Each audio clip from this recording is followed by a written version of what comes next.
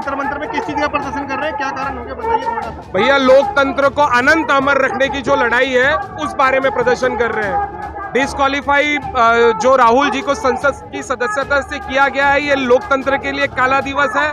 लोकतंत्र की हत्या लगातार 2014 से जारी है, उसी का विरोध करने के लिए हम लोग यहाँ पर अपना विरोध प्रदर्शन कर रहे हैं। लेकिन उन्होंने तो बीजेपी कह रही है कि हमने तो कुछ नहीं किया, ये तो कोर्ट ने किया, आप कोर्ट का सम्मान नहीं करते क्या? बीजेपी ने कुछ नहीं किया? अरे भैया बीजेपी के तो विधायक रीट पिटिशनर है, उस पे याचिका करते ही बीजेपी के विधायक है सूरत से। वो तो किसी ने भी किया है, लेकिन जो उन्होंने कहा कि कोर्ट का फैसला है, न्यायपालिका ने दिया, उन्हें बीजेपी सरकार ने थोड़ी ना किया उनकी। नहीं भैया सुनिए ना, सदस्यता रद्द हुई वो सुनिए ना, संसद से हुई या कोर्ट से हुई, ये हमारा मसला नहीं है भैया। लोकतंत्र की हत्या हमारा मसला है। आपको संसद की सदस्यता रद्द करनी है, कितने भाजपा के सांसदों और केंद्रीय मंत्रियों का नाम गिना है, आप अब भी उनकी सदस्यता रद्द करके दिखाइए। अरे भैया हरेन पांड्या गुजरात के गृह मंत्री थे, उनकी हत्या की गई। उनके पिताजी ने याचिका में आरोप लगाया देश के प्रधानमंत्री के ऊपर, जो उस टाइम राज्य के मुख्यमंत्री थे। कीजिए जांच उस केस का, कीजिए जांच और दिलाइए सजा।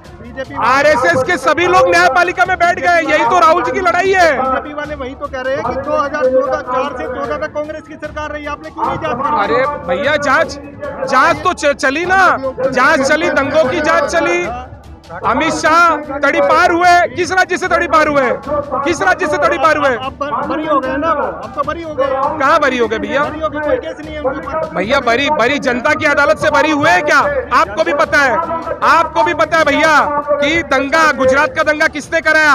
राजधर्म का पाठ किसने बोला था?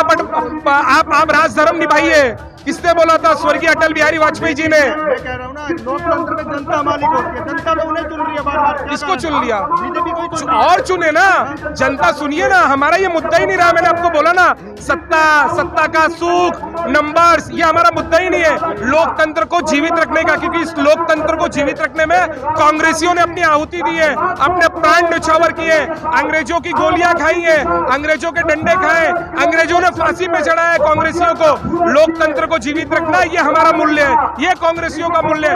इसलिए राहुल जी ने बोला डरो मत, और मैं माफी नहीं मांगूंगा। मेरा नाम गांधी है, सावरकर नहीं है।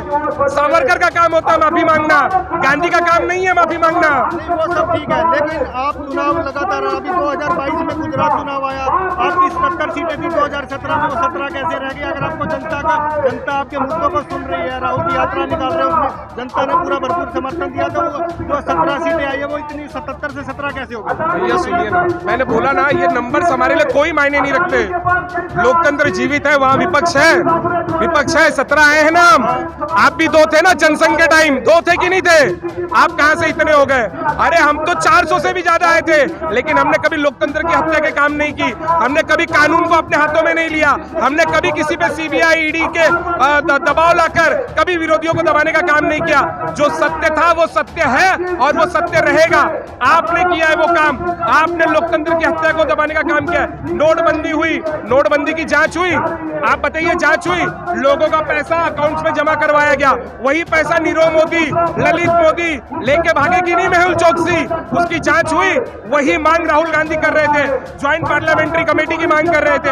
उसके बाद राफेल जिस अडानी परिवार ने, आपने बहुत बड़ा मुद्दा बनाया राफेल को, लेकिन कुछ भी नहीं हुआ। जनता ने तो वोट बीजेपी को ज्यादा।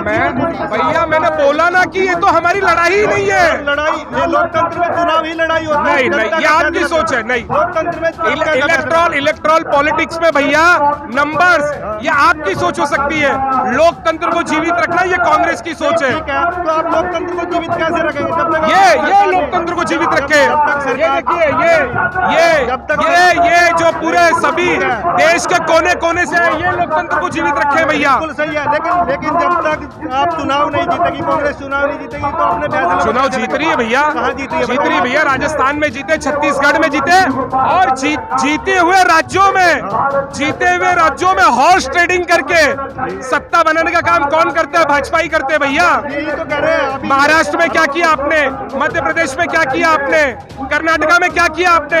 हुई कहीं जांच? कहीं हुई जांच? आप बताइए कहाँ हुआ? यही बात कह रहे हैं कि वो अपने हमारी विचारधारा से मेल खाते, अपने पास आते, हम थोड़ी ना बुला रहे हैं किसी को। नहीं, गलत बात सुनिए। चोर चोर मौसेरे भाई, देश बेचकर खाई मलाई, अडानी अमानी भाई भाई, देश बेचकर खाई मलाई, मोदी अडानी भाई भाई, देश बेचकर खाई मलाई। बॉस जांच करवा लो, दूध का दूध और पानी का पानी हो जाएगा। जांच करवाने से क्यों भागते हो? क्यों राहुल गांधी के सवालों से डरते हो? क्यों देश के न्याय मंदिर, लोकतंत्र का जो मंदिर है लोकसभा, उस पर राहुल जी की आवाज को दबाने का काम करते हो? लोकसभा प्रसारण होता है लोकसभा टीवी पे, उसको अनम्यूट करते हो। क्यों करते हो भैया? क्यों म्यूट करते हो भैया? यही तो कह रहे हैं कि आप अपनी आवाज जनता को बता रहे हैं, तो जनता आपका साथ क्यों नहीं दे रही है? जनता साथ दे रही है ना, सभी राज्यों से आई हुई जनता ये साथ दे रही है। लोकतंत्र को अमर अमर बलिदानी बनाने के लिए ये देश की जनता साथ दे रही है। देश की जनता सदैव कांग्रेस के साथ थी, है और रहेगी, क्योंकि विचार गांधी अतीत ही नहीं भविष्य है। गांधी कभी नहीं मर सकते इस देश से। कांग्रेस के कितने बड़े बड़े नेता, ज्योतिराज सिंधिया जी और बहुत बड़े बड़े नेता चले गए छोड़ के, क्या कारण था? अरे भैया क्या कारण? कारण ये मुझसे नहीं, उनसे पूछना चाहिए। किस लालच के नाते वो गए, उनसे पूछना चाहिए। किस डर के नाते गए, उनसे पूछना चाहिए आपको। आप भी कह रहे हैं ना कि बीजेपी ने खरीदा, वो तो अपने किसी डर के कारण गए या कि उनकी विचारधारा। आपको मालूम होगा खरीदा कितने में खरीदा, वो भी पूछना चाहिए आपको। ज्योतिरादित्य सिंधिया हमारी नजर में कांग्रेस संगठन के सिपाही उसी वक्त से वो नहीं थे जब वो डरकर भाजपा में प्रवेश कर गए। और गुलाम नबी आजाद तो 52 साल से कांग्रेस के साथ थे, वो कैसे छोड़ के चले गए बताइए भैया। सभी देखिए, इस देश में अभिव्यक्ति की आजादी है, लोकतंत्र है, सभी को किसी भी पक्ष में जाने का, किसी भी पक्ष से आने का उनको उनकी व्यक्तिगत सोच है। मैं आपको सिर्फ यही बोलना चाहता हूँ कि जो इस लड़ाई में डर के चले गए, इस लड़ाई को छोड़ के, वो हमारी नजर में, हमारे इसमें वो कायर है। लेकिन वो तो ये कह रहे हैं कि राहुल गांधी जी की वजह से हमें छोड़ के जाना पड़ रहा है। नहीं, कभी नहीं। उनका एक, आप दोनों जन का किसी का भी व्यक्तिगत मुझे ये सवाल बता दीजिएगा, उसके ऊपर मेरा ये जवाब ले लीजिए आप। कोई नहीं बोल रहा, ये दोनों जन, ये किसी ने भी, जो भी कांग्रेस। हेमंत विश्व शर्मा ने, उन्होंने बोला कि जब राहुल गांधी से मिलने गए तो अपने दीदी को बिस्कुट खिला रहे हैं। सुनिए ना, उनके गिरेबान में उनको झांक के देखना चाहिए कि वो राहुल जी से किस मुद्दे पे मिलना चाह रहे थे। वो जनहित का मुद्दा है या उनका व्यक्तिगत मुद्दा है? ये उनके और राहुल जी के बीच की बात थी भैया, वहां मैं मौजूद नहीं था। मैं आपको सिर्फ इतना बोलना चाहता हूं कि जो डर गया वो हमारी नजर में मर गया। ठीक है, सारी चीजें आपकी सही है, लेकिन मैं वही फिर क्वेश्चन आपसे पूछ रहा हूँ कि लोकतंत्र में जनता आवाज होती है, जनता की आवाज वोट से आती है, वोट आपको क्यों नहीं मिल रहा? अभी 3 राज्यों के चुनाव हुए, लेकिन तीनों राज्यों में आप हार गए, बताइए भैया। मैंने बोला ना, जीत हार लोकतंत्र का। भैया आपके लिए ये जीत हार लोकतंत्र को मजबूत और कमजोर करने की कड़ी होगी। हमारे में लोकतंत्र में आप हिस्सा ले रहे हैं, आपने लोकतंत्र को जीवित रखा है, ये हमारे लिए बहुत बड़ी बात है भैया।